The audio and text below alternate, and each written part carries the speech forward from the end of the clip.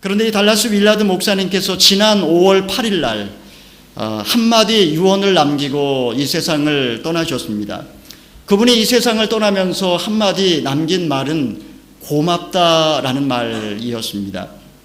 그동안에 자신의 삶 속에 만났던 모든 사람들에게 고맙다라는 말로 자신의 삶을 정리하고 떠나셨습니다. 그는 그의 명저라고 할 수 있는 잊혀진 제자도라는 책에서 오늘날 그리스도인들, 그들은 예수님의 제자가 될 수 없다라고 하는 절망감 속에 살아가고 있고, 교회들조차도 예수님께서 명령하신 것을 지켜 행하는 제자를 더 이상 양육하지 않는다라고 그는 슬퍼하였습니다. 아마 이것이 미국의 교회의 형편이라고 생각이 들지만, 돌이켜보면 제가 80년대 대학을 다닐 때 90년대 우리 청년 대학생들을 말씀으로 양육할 때에 가장 많이 사용했던 단어가 바로 이 제자라고 하는 단어인데, 어느 순간부터 제 주변에서 그리고 제 입술에서조차도 이 제자라는 말이 사라져 버렸던 것을 발견하게 되었습니다. 과거의 한국 교회는 저녁 그 철야 기도회 그리고 부흥회를 통한 그 열정적인 신앙 훈련을 받았던 그런 뜨거운 교회였습니다. 하지만 오늘 한국 교회에 가게 되면 사실 수요 예배가 텅텅 비고 금요 예배를 하는 교회는 이제 거의 다 사라져 버리고, 그리고 과거의 부흥회의 그 도장이라고 할 수 있었던 기도원은 거의 다 지금 문을 닫고 있는 상황입니다. 수많은 교회가 있지만 오히려 성도들은 영적으로도 갈급함을 느끼고 있고, 그리고 더 간절한 어떤 내면의 열망을 채우지 못해서 힘들어하고 있습니다. 교회의 외적 성장이 오히려 영적인 빈곤을 낳았다라는 것입니다. 여러분, 이 시간에 저는 어떻게 하면 우리가 좀 더 본질적이고 내면적인 예수님의 제자로 살아갈 수 있을까 하는 주제를 가지고 함께 생각을 해보고자 합니다. 우리 주변에도 항상 칭찬받는 성도들이 있습니다.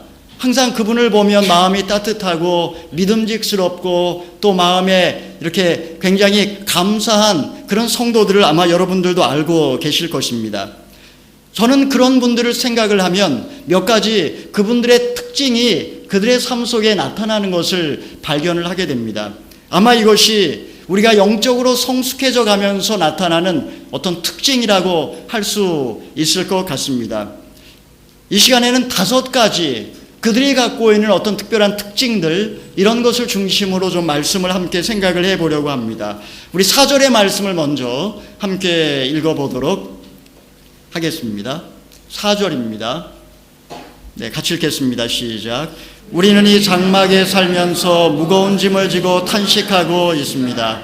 우리는 이 장막을 벗고자 하는 것이 아니라 그 위에 덧입고자 하는 것입니다. 이는 죽을 것이 생명에게 삼켜지게 하려는 것입니다. 오늘 성경 본문에 보게 되면 사도 바울은 내가 이 장막을 벗고자 하는 것이 아니라 그 위에 덧입고자 하는 것입니다 라고 말을 하고 있습니다. 여기서 장막은 인간의 육체를 말합니다.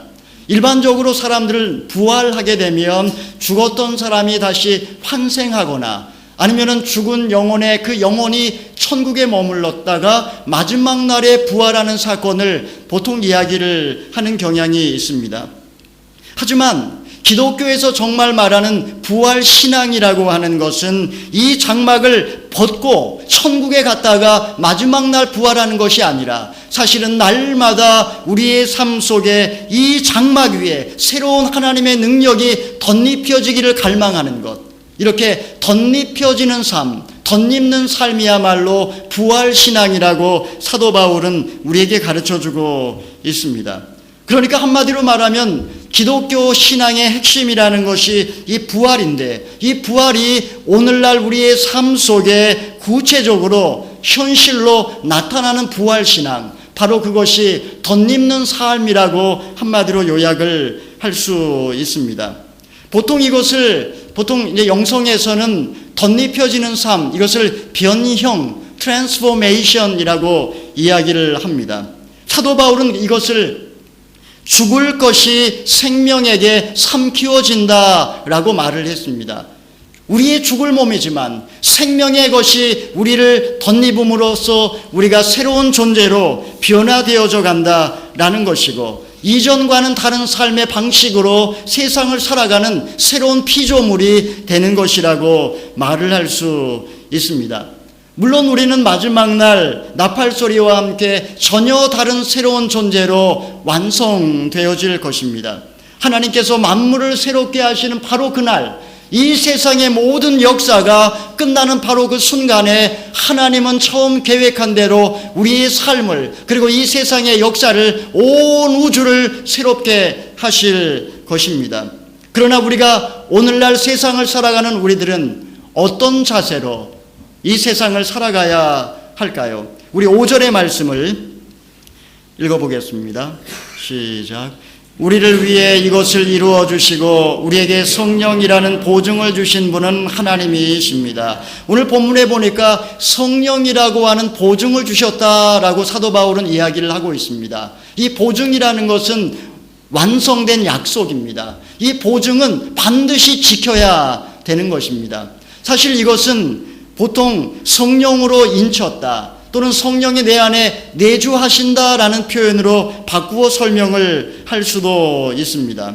예수 그리스도께서 이 세상을 떠나신 다음에 우리에게 보내주신 이 성령, 그 성령은 우리 안에 보증으로 계시며 끝까지 우리를 덧입는 삶으로 인도하시고 마지막 예수 그리스도 날에 우리를 변형시킬 분이 바로 하나님의 성령이라는 사실입니다. 여러분, 그렇다면 우리가 어떻게 하면 날마다 하나님으로 덧입고 그리고 하나님의 사람으로 변화되어져 갈 수 있을까요? 첫 번째로 하나님의 말씀을 통하여 하나님의 사람으로 덧입혀지게 됩니다. 하나님의 말씀으로 우리는 하나님의 사람으로 덧입혀진다라는 것입니다. 우리 옆에 분에게 한번 이야기해 주십시오. 하나님의 말씀으로 하나님의 사람으로, 하나님의 말씀을 통해 하나님의 사람으로 덧입혀집니다. 하나님의 말씀을 통해 하나님의 사람으로 덧입혀집니다. 누가복음 24장에 보게 되면 부활하신 예수님께서 불신과 두려움에 빠져서 엠마오로 내려가는 그 두 제자를 만나시는 장면이 나옵니다. 예수님께서는 모세와 및 선지자의 글로 시작해서 모든 성경에 쓴 바 자신에 관한 글을 그 두 사람에게 자세히 풀어 설명을 해 주셨습니다. 예수님께서 그들에게 말씀을 풀어 설명해 주실 때에 성경에 보니까 그들 마음이 뜨거워졌다라고 기록이 되어져 있습니다. 하나님의 말씀 자체가 그들의 영혼 속으로 스며들기 시작하자, 그러자 놀랍게도 그들의 영혼 가운데 있던 냉기와 어두움은 사라지고 삶의 용기와 희망이 보이기 시작했던 것입니다. 하나님의 말씀이 그들 위에 덧입혀지기 시작하자 조금 전까지만 해도 그들의 눈이 감겨져서 평범한 나그네로만 보였던 예수님께서 신령한 랍비로 보이기 시작했던 것입니다. 그들은 예수님을 강권하여 주막으로 모시고 들어갔습니다. 절망 속에 있던 그들 안에 이제 영적인 소원이 생기면서 이제 자신들의 삶 속에 일어났던 이 해결되지 않는 예수 그리스도의 죽음의 문제가 이제 조금씩 풀려지기 시작했던 것입니다. 여러분, 이렇게 하나님의 말씀을 들을 때에, 하나님의 말씀이 우리 위로 덧입혀지기 시작할 때에 우리 마음속에 놀라운 생명의 역사가 시작이 됩니다. 우리는 의식을 통해서 하나님의 말씀을 읽고 묵상을 하고 또 공부를 하기도 합니다. 그러나 말씀이 우리의 무의식의 세계 속까지 스며들기 위해서는 우리는 더 깊은 묵상을 해야 됩니다. 그냥 말씀을 읽는 정도가 아니라, 그냥 큐티하는 정도가 아니라 하나님의 말씀을 깊이 묵상하는 방법을 우리가 배워야 한다라는 것입니다. 그러면 어떻게 하면 하나님의 말씀을 좀 더 깊게 묵상할 수 있을까요? 많은 분들이 큐티를 베이직이라고 생각을 하고 그냥 베이직 과정을 마치면 당연히 본인이 큐티를 하는 것으로 생각을 하고, 또 많은 분들이 순모임에서 큐티를 나누고 있기 때문에 그냥 이 분위기 속에서 큐티를 잘 하고 있다라는 착각 속에 이렇게 빠져 있기 참 쉬운 것 같습니다. 근데 제가 생각할 때에 큐티는 사실 맨 처음 베이직으로 배우는 것이 아니라 우리 신앙생활의 꽃이라고 할 만큼 굉장히 수준 높은 그런 말씀 묵상의 경지까지 우리가 자라가야 한다라는 것입니다. 원래 라틴어에서 묵상이라는 말, 루미나티오라고 하는 이 말의 의미는 소가 되새김질한다 라는 의미입니다. 여러분, 그렇게 큰 소가 풀만 먹고 힘이 장사인 이유가 무엇일까요? 그것은 소가 그 풀을 다 먹고 되새김질하고 되새김질해서 다 소화를 시키기 때문입니다. 여러분, 소가 절대 고기를 먹어서 힘이 센 것이 아닙니다. 여러분이나 저나 며칠 동안 고기 먹지 않으면 굉장히 속이 허하시죠. 여러분, 소가 고기를 먹으면 그 소를 뭐라고 부를까요? 광우병 걸린 소라고 얘기하죠. 소는 절대로 고기를 먹지 않습니다. 하지만 힘이 장사인 이유는 먹은 풀을 다 소화를 시키기 때문에 그런 것입니다. 여러분, 우리가 큐티를 하면서 이런 깊은 묵상의 경지까지 갈 때에 우리는 말씀을 통해서 생명력을 덧입을 수가 있습니다.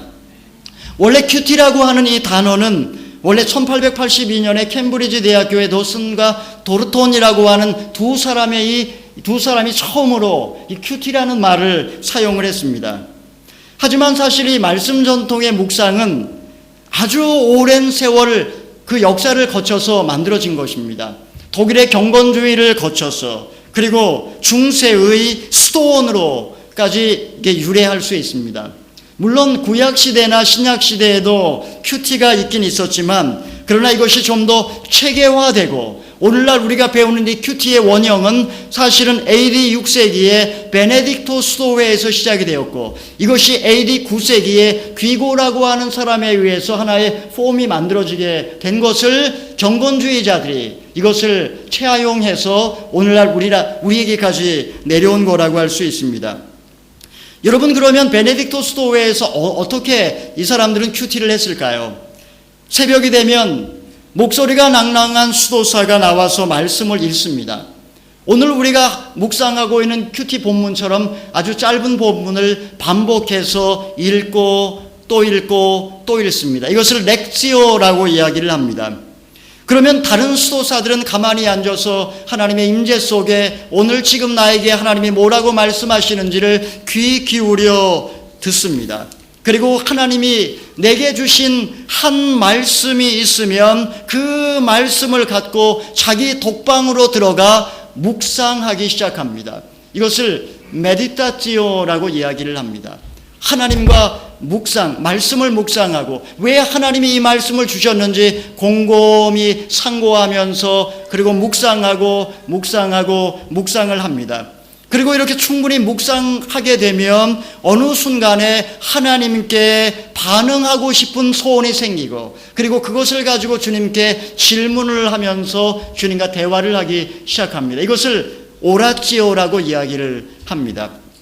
하나님과 이렇게 주거니 받거니 충분히 대화를 하고 난 다음에 일정한 시간이 지나면 더 이상 인간의 언어가 필요치 않고 다만 어린아이가 어미 품에서 잠든 것처럼 그저 하나님의 임재 속에 머무르는 상태, 이것을 콘템플라치오라고 이야기를 합니다. 이렇게 묵상이 다 끝나게 되면 그들은 이제 식당에 가서 아침 식사를 하고 난 다음에는 모두 다 밭으로 나가서 밭에서 노동을 하는데, 노동을 하면서 묵상을 하고 묵상을 하면서 노동을 하고, 이렇게 하나님이 내게 오늘 주신 한 말씀을 되새김질할 때에 놀랍게도 이 하나님의 말씀이 내 안에 덧입혀지기 시작하는 것입니다. 여러분, 이렇게 하나님의 말씀을 묵상하고 되새김질하는 것이 어떤 효과가 있을까요? 과학 시간에 아마 배우셨겠지만 삼투압에 의해서 물이 움직이는 것처럼 말씀이 의식의 세계에서 무의식의 세계 속으로 서서히 스며들기 시작합니다. 여러분, 과거에 내비게이터 선교회나 이렇게 선교단체에서 훈련받으신 분들은 아마 열심히 말씀을 암송하셨던 분들 아마 계실 겁니다. 여러분, 이 말씀 암송이 왜 파워가 있을까요? 말씀을 단지 암송하는 게 아니라 말씀 한 구절을 암송하고 또 암송하고 암송하면서 그것이 묵상이 되고 그것이 서서히 나의 영혼 속으로 스며들어오기 때문에 그것이 하나님의 말씀으로 내 안에 새겨지게 되고, 바로 그 하나님의 말씀을 통해 하나님은 나에게 말을 거시기 때문에 이 성경 암송이 굉장히 파워풀한 것입니다. 여러분, 그렇다면 왜 하나님께서 내게 새겨져 있는 하나님의 말씀으로만 말씀하실까요? 그것은 하나님의 말씀은 하나님의 언어이기 때문입니다. 내 안에 말씀 묵상을 통해 말씀이 새겨지게 되면 그 말씀을 매개체로 해서 내 안에 거하시는 하나님의 성령이 나에게 말을 걸기 시작합니다. 처음에는 휘파람 소리처럼 희미하게 들리지만 말씀이 새겨지고, 그리고 말씀이 한 구절, 두 구절, 세 구절, 수많은 구절이 나의 영혼에 새겨지게 되면 하나님의 성령이 그 말씀을 가지고 나에게 자유자재로 말을 걸기 시작하는 것입니다.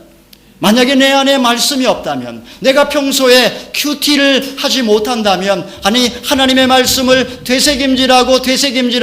되새김질하지 못한다면 어떻게 하나님이 내 안에서 말씀할 수 있겠습니까? 내 안에 거하시는 성령이 말씀하고 싶어도 하나님이 말씀하실 언어가 없기 때문에 그분은 마치 벙어리 삼룡이처럼 내 마음의 깊은 곳에서 그저 탄식하며 나를 위해 중보하고 계시지 않겠습니까? 여러분, 많은 사람들이 꿈과 예언과 기적을 통해 하나님의 음성을 들으려고 합니다. 어떤 분은 사건과 사고를 통해 도대체 하나님의 뜻이 무엇인지를 알고 싶어 하기도 합니다. 어떤 분은 사람을 통해 혹시 나에게 어떤 정말 하나님의 말씀을 전해주지 않을까 해서 목회자를 찾아가기도 하고 영적인 멘토를 찾아가기도 합니다.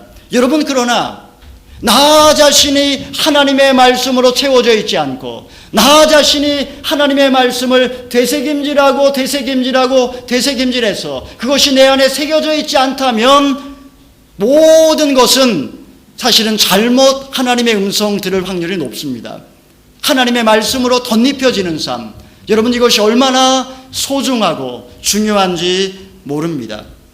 두 번째로 우리가 어떻게 하나님의 사람으로 덧입혀질 수 있을까요? 둘째는 성찬을 통하여 덧입혀집니다. 우리 옆에 분에게 말씀해 주십시오. 성찬을 통하여 덧입혀집니다. 성찬을 통하여 덧입혀집니다.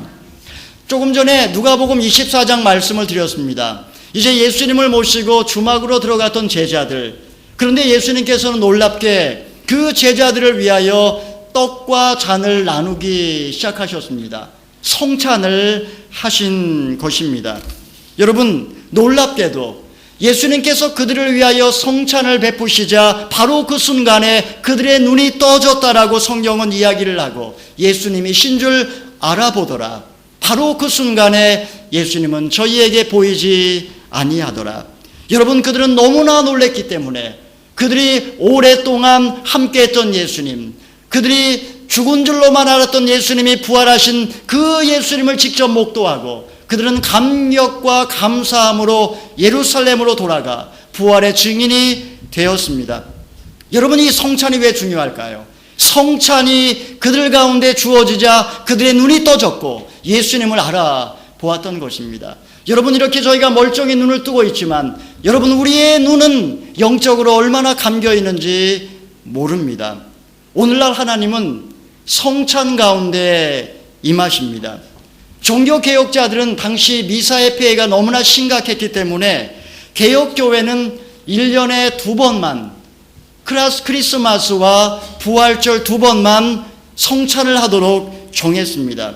바로 그런 이유 때문에 저희 온누리 교회도 장로교이므로 원래대로 하면 1년에 2차례만 성찬을 하지만 하용조 목사님이 성찬의 중요성을 아셨기 때문에 매달 첫 주에 성찬을 하는 것입니다. 여러분, 가톨릭 교회에서는 성찬을 매일 합니다. 매일 이렇게 성체를 나눠주기 때문에 그 매일마다 미사에 참석하는 분들도 있습니다. 하지만 가톨릭에서는 떡은 주지만 포도즙은 주지 않습니다. 왜냐하면 포도즙을 바닥에 흘리게 되면 그것은 바로 그 자체가 예수님의 피이기 때문에 그것을 그냥 닦아버려서는 안 되고, 사제가 과거에는 그 예배당 바닥이 다 모래바닥이었기 때문에 그 모래를 다 퍼다가 사제가 다 먹어야만 했습니다. 여러분, 하루 이틀도 아니고 매일마다 모래를 이렇게 먹을 때에 얼마나 고역이겠습니까? 그래서 교회에서는 평신도들에게는 포도즙을 주지 말라. 그래서 사실 가톨릭에서의 미사는 절반짜리입니다. 여러분, 이 성찬이 왜 중요할까요? 이 성찬이 우리 몸에 들어갈 때에 하나님의 성령이 내 속에서 활성화되면서 마치 물을 만난 물고기처럼 내 안에서 하나님의 성령이 나를 지배하고 다스리고 통치하면서 성령 충만을 경험하기 때문입니다. 그렇기 때문에 사도 바울도 성찬하기 전에 너 자신을 돌아보라고 했고, 죄 지은 자는 성찬을 받지 말라고 하신 이유가 하나님의 성령을 오히려 고통과 절망 가운데 빠뜨리는 것이 되기 때문입니다. 여러분, 이 성찬이 얼마나 중요한가. 그렇기 때문에 성찬 받기 전에는 항상 경건하게, 그리고 하나님께 해결되지 못한 죄 문제가 있다면 충분히 회개하고 하나님 앞에 받을 때에 이것이 바로 우리로 그리스도로 덧입게 하는 하나님의 방편, 은혜의 방편인 줄 믿으시기를 바랍니다. 세 번째로, 자기 성찰을 통해 하나님의 사람으로 덧입혀집니다. 우리 옆에 분에게 또 이야기해 주십시오. 자기 성찰을 통해 하나님의 사람으로 덧입혀집니다. 자기 성찰을 통해 하나님의 사람으로 덧입혀집니다. 시편 4편 4절에 보게 되면 이렇게 말합니다. 너희는 두려워하며 죄를 짓지 말라. 자리에 누워서 조용히 생각하라. 그런데 이 말씀이 새 번역에는 이렇게 번역이 되어 있습니다. 너희는 분노하여도 죄를 짓지 말라. 잠자리에 누워 마음 깊이 반성하면서 눈물을 흘리라. 여러분, 시편 기자는 고요한 시간에 자기 자신을 돌아보면서 자신의 삶을 반성하고 하나님께 사람과 또 하나님께 잘못을 범한 것이 있으면 눈물로 회개하며 고백하는 시간을 가졌던 것입니다. 여러분, 우리가 세상을 살아가면서 크고 작은 많은 잘못을 저지를 수밖에 없습니다. 원망과 불평과 거짓과 탐욕과 미움과 시기와 질투와 회방, 여러분, 이런 것들 입으로 또 입술로 손발로 우리는 죄를 지으면서 살아가는 존재이고, 나 자신을 돌아보지 않으면 어느 순간에 진흙구덩이에 빠져서 허우적거리고 있는 나 자신을 발견하게 됩니다. 특별히 오늘날 현대인들이 걸리기 쉬운 그런 병 중에 하나가 예기불안이라는 것이 있습니다. 여러분, 예기불안, 지금 당장은 아무 일도 없습니다. 오히려 아무 문제도 없습니다. 그럼에도 불구하고 앞으로 일어날 일들에 대해서 미리 생각하고 불안해하고 염려하고 걱정하고 그러면서 점점 병드는 것, 여러분, 이것이 바로 예기불안입니다.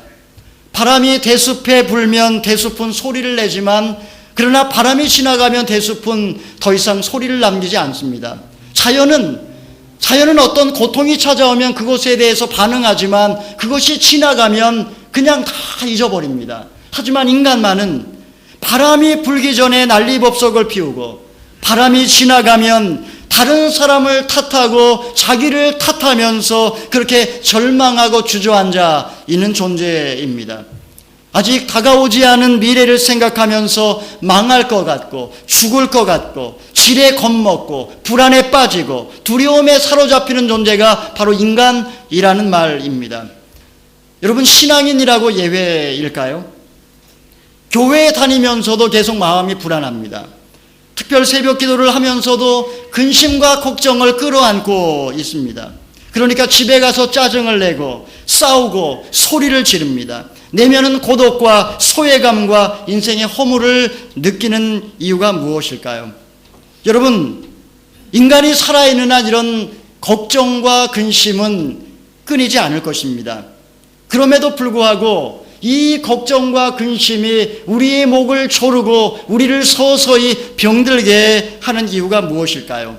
사실 이 내면에 있는 어떤 부정적인 감정들, 염려와 걱정과 불안, 이런 것은 사실은 외부의 어떤 현상 때문에 생기는 거라기보다는 오랜 세월 동안 내 안에 쌓여있던 어떤 찌꺼기가 시간의 흐름 가운데 썩어서 서서히 나의 내면을 지배하기 때문에 생기는 현상이라고 할 수 있습니다. 다시 말하면 내가 의식의 세계에서 거부시켰던 그런 소외된 감정들, 과거의 상처들, 죄의 문제들, 이런 것이 억압되어져 있다가 중년이 지나고 압력을 이기지 못하고 서서히 터져나오면서 여러 가지 현상과 함께 복합적으로 이 문제로 발생되는 것이라고 할 수 있습니다. 여러분, 나 자신을 돌아보는 것, 나 자신을 반성하는 것, 이것이 굉장히 중요합니다. 종교라는 단어, 이 렐리기오라고 하는 단어, 이 라틴어 렐리기오라고 하는 단어는 종교라는 말이 아닙니다. 이 말의 의미는 조심스러운 숙고, careful consideration이라고 하는 의미를 담고 있습니다.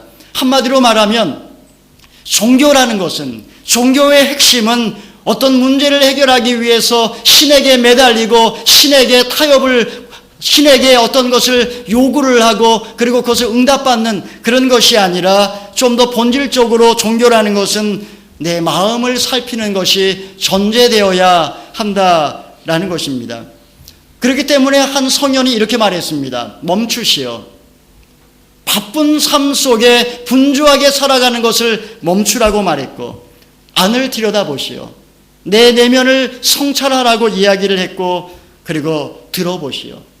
내 안에서 어떤 소리가 들리는지, 내 안에 어떤 소리가 들리는지 들어보라고 이야기를 했습니다. 여러분, 이것이 자기 자신을 돌아보는 것입니다. 자기 자신을 돌아보고 시편 기자가 이야기한 것처럼 고요한 시간에 자기를 돌아보고 하나님 앞에 자기를 반성하는 삶, 여러분, 이것이 우리에게 얼마나 필요한 삶인지 모릅니다. 네 번째로, 우리가 어떻게 그리스도로 덧입혀질 수 있을까요? 그것은 사랑의 실천을 통해서 덧입혀집니다. 우리 옆에 분에게 이야기해 주십시오. 사랑의 실천을 통해 덧입혀집니다. 사랑의 실천을 통해 덧입혀집니다. 여러분, 사도 바울이 이렇게 말했습니다. 우리는 우리를 위한 하나님의 사랑을 알고 또 믿었습니다. 하나님은 사랑이십니다. 누구든지 그 사랑 안에 거하는 사람은 하나님 안에 있고 하나님도 그 사람 안에 계십니다. 여러분, 우리가 하나님 안에 거하면, 그리고 내가 하나님의 사랑 안에 거하면, 그리고 내가 사랑을 실천하게 되면, 그러면 하나님으로 덧입혀지고 내가 하나님 안에 거하고 하나님이 내 안에 거한다라고 사도 요한은 이야기를 하고 있습니다. 여러분, 우리 신앙생활 하면서 주변에서 정말 존경받고 칭찬받는 신앙인의 모습이 어떤 모습일까요? 그는 항상 오른손이 하는 일을 왼손이 모르게 항상 소외된 이웃들을 섬기고 사랑을 실천하는 사람입니다. 타락한 인간의 특징은 자기중심성입니다. 자기 세계 속에 갇혀서 살아갑니다. 여러분, 사실 이것이 악의 근원이요 만병의 뿌리라고 할 수 있습니다. 우리가 사실 모든 악은 이 자기중심성에서 나오는 거라고 할 수 있다는 것입니다. 그래서 평생을 정신질환자를 치료해온 칼 매닝거라고 하는 사람은 이런 말을 했습니다. 내가 지금까지 경험한 바로는 이웃을 위하여 희생적이고 봉사적인 삶을 사는 사람들이 정신병에 걸리는 것을 보지 못했다. 여러분, 이것이 굉장히 중요한 의미가 담겨져 있는 말입니다. 사랑을 실천한다라는 것은, 이것은 작은 내가 아니라 더 큰 나를 위해 살아가는 것입니다. 이러한 사랑은 내 안에 거하시는 하나님으로 내가 덧입혀지게 되고, 필연적으로 모든 인간과 만물이 서로 연결되어 있는 존재인 것을 우리는 발견하게 되는 것입니다. 지난번에 설교에서 한번 언급했던 것처럼 우리가 사랑을 실천하게 되면 어떤 일이 벌어질까요? 본질이 사랑이신 하나님, 내가 사랑을 실천하게 되면 본질이 사랑이신 하나님의 성령께서 내 무의식의 세계 속으로 침투해 들어오셔서 내 영혼 안에 있는 모든 죄의 찌꺼기와 상처를 치유하시고 회복하시는 그런 놀라운 일들이 벌어지게 되는 것입니다. 그렇기 때문에 사랑을 실천하는 사람들, 그 사람들 삶 속에는 조금씩 예수 그리스도로 옷 입혀지게 되고 그는 그리스도의 사람으로 변화되어져 가는 것입니다. 마지막으로 어떻게 하면 우리가 그리스도로 옷 입혀질 수 있을까요? 그것은 영혼의 친구를 통해서 덧입혀질 수 있습니다. 우리 옆에 분에게 말씀해 주십시오. 영혼의 친구를 통해 덧입혀집니다. 영혼의 친구를 통해 덧입혀집니다. 예수님께서 이 세상을 떠나시기 전에 제자들에게 내가 너희를 더 이상 종이라 부르지 않고 친구라 부르겠다라고 말씀을 하셨습니다. 우리가 인생의 여정에 있어서 정말 내 삶 속에 친구가 필요합니다. 내 삶을 이해해주고 그리고 경청해주고 함께 내 삶의 신비를 풀어줄 수 있는 순례의 동반자가 필요하다라는 말입니다. 남편이 그 역할을 해주면 얼마나 좋을까요? 아내가 그 역할을 해주면 얼마나 좋을까요? 그러나 불행하게도 그런 가정은 많지 않은 것 같습니다. 사실 이 영혼의 멘토가 서로가 되어준다면 아마 부부간이야말로 금상첨화일 것입니다. 우리가 인생 나그네를 지나갈 때에 이렇게 함께 경험하는 삶의 신비를 풀어줄 수 있는 영혼의 친구가 굉장히 필요합니다. 보통 이런 사람들을 멘토라고 말하기도 하고 영혼의 친구 또는 영적 지도자라고 부르기도 합니다. 잠언서에 보게 되면 많은 친구를 얻는 자는 해를 당하거니와 어떤 친구는 형제보다 친밀하니라 라고 말씀하고 있습니다. 바로 이렇게 어떤 친구는 형제보다 친밀하니라, 나의 삶의 신비를 풀어줄 수 있고 나의 이야기를 경청해주고 그리고 나와 함께 내 삶을 이해해주는 한 사람이 있다면 그 사람을 통하여 우리는 조금씩 영적으로 덧입혀질 수 있습니다. 영국의 원주민들이 겔트족입니다. 겔트족의 영성이 특별히 그 영성에 있어 굉장히 중요한 의미를 담고 있는데, 겔트 영성 이야기라고 하는 책에 보게 되면 그들이 얼마나 영혼의 친구를 소중하게 여겼는지가 잘 나와 있습니다. 그들의 영성은 공동체적이고 또 수평적이고 굉장히 평등한 그런 공동체를 만들어 갔습니다.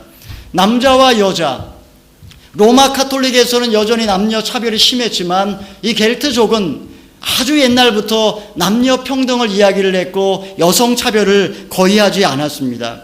특별히 그들 가운데는 성도들 간의 친밀한 교제를 굉장히 강조했고, 그리고 성도들을 혼자 내버려 두지 아니하고 항상 영혼의 멘토를 서로 연결시켜 주어서 영혼의 멘토가 마치 대부처럼 그렇게 한 사람을 정말 영적으로 살펴주고 세워주는 역할을 했습니다.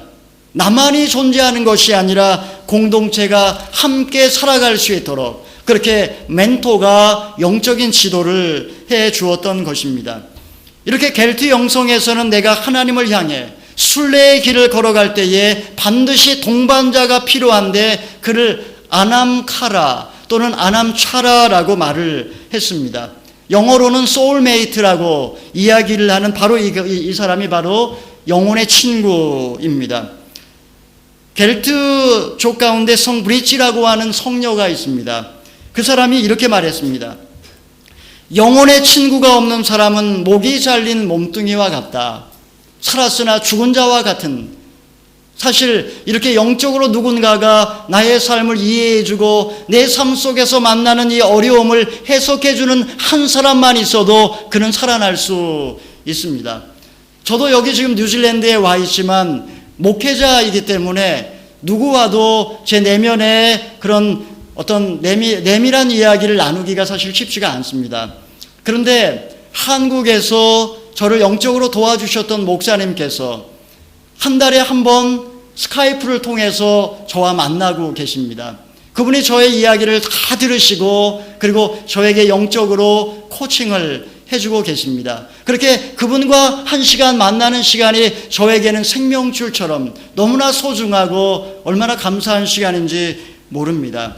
사랑하시는 성도 여러분, 이상의 5가지는 우리가 위로부터 덧입혀지는 삶을 살기 위한 은총의 방편이라고 할 수 있습니다. 우리 주변에 이렇게 칭찬받는 신앙인들의 특징은 보통 이런 몇 가지 특징을 갖고 계신 분들이 많이 계십니다.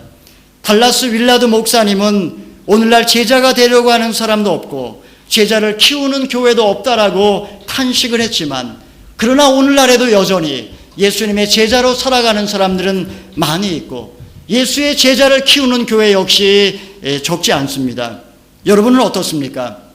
위로부터 덧입혀지는 삶, 그것은 저절로 되지 않습니다. 그것은 어떤 의지적인 결단을 가지고 더 깊은 묵상을 내가 해봐야 되겠다. 그동안에 큐티를 안 하셨던 분들은 한번 큐티를 해봐야 되겠다. 또 기존에 큐티를 하셨던 분들은 더 깊은 묵상을 어떻게 할 수 있을까 고민하며 결단을 하는 것.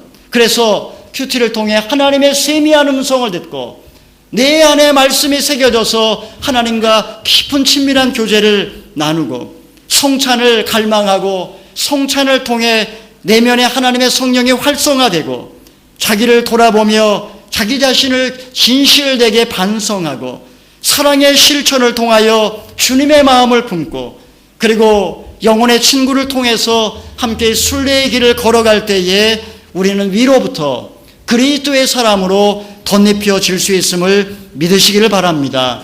여러분, 이것을 보통 그리스도를 본받는 삶, 이미타치오 크리스티라고 이야기를 합니다. 이렇게 지속적으로 그리스도를 닮아가는 삶을 살아가게 될 때에 우리는 창세전에 예비되었던 거룩하고 흠없는 모습으로 회복되어지고 자라가고 변형되어져 갈 것입니다. 이것이 바로 예수님께서 우리에게 가르쳐 주신 대로 하늘에 계신 너희 아버지의 온전하신 같이 너희도 온전하라, 바로 온전해질 수 있는 하나님의 은총의 방편인 줄 믿으시기를 바랍니다. 이와 같은 은혜가 저와 여러분에게 함께 하시기를 주님의 이름으로 축원합니다. 아멘. 우리 시간에 한번 같이 기도하기를 원하는데요. 우리 기도할 때에 이 말씀에 의지해서 기도하기를 원합니다. 이 5가지 방편으로 얘기를 했지만 하나님 아버지, 정말 의지적인 결단이 필요하고, 그리고 정말 더 깊은 묵상을 할 수 있도록 도와주시고, 성찬을 통하여서 하나님을 더 깊이 만나게 도와주시고, 자기를 성찰하게 도와주시고, 사랑의 실천을 통하여 주님의 마음을 품게 도와주시고, 영혼의 친구를 통하여 이 순례의 길을 걸어갈 수 있도록 주여 도와주시옵소서. 우리 한번 임마누엘 한번 찬양한 다음에 함께 기도하기를 원합니다.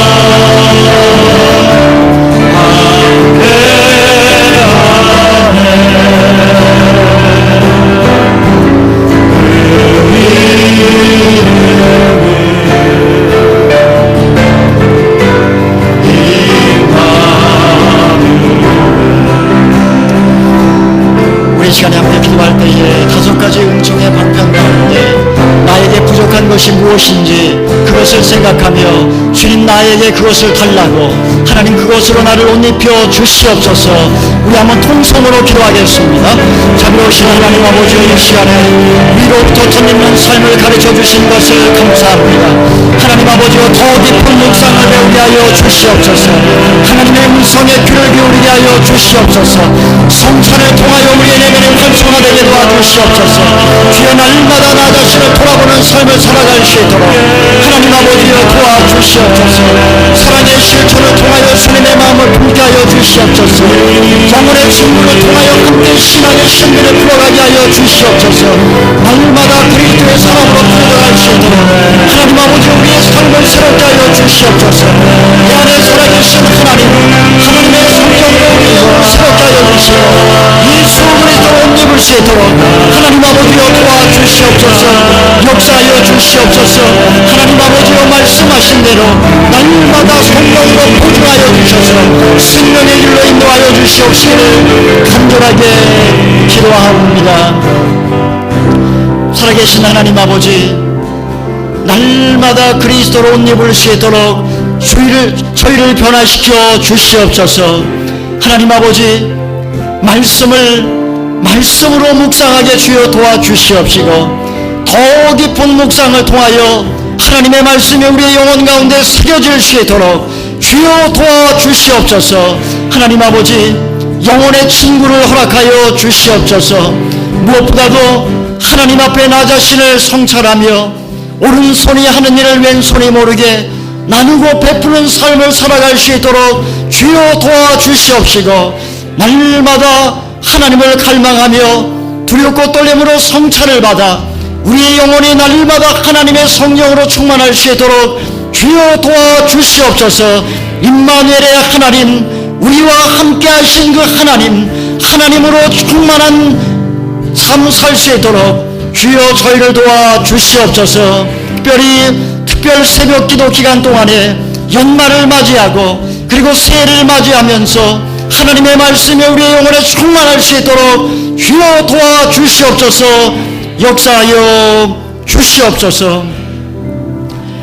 이제는 길이요 진리요 생명이신 우리 주 예수 그리스도의 무한하신 은혜와 하나님 아버지의 극진하신 사랑하심과 성령의 교통하심이 위로부터 덧입는 삶을 갈망하며 하나님을 의지하고 이제 세상을 향해 나가는 모든 주의 백성들 머리 위에와 저들의 가정과 사역과 직장과 자녀들 위해 땅끝에서 눈물로 실 뿌리는 선교사님들과 우리의 조국 대한민국과 이 나라와 이 민족의 역사 위에 이제로부터 영원토록 함께 하옵시기를 간절히 축원하옵나이다. 아멘.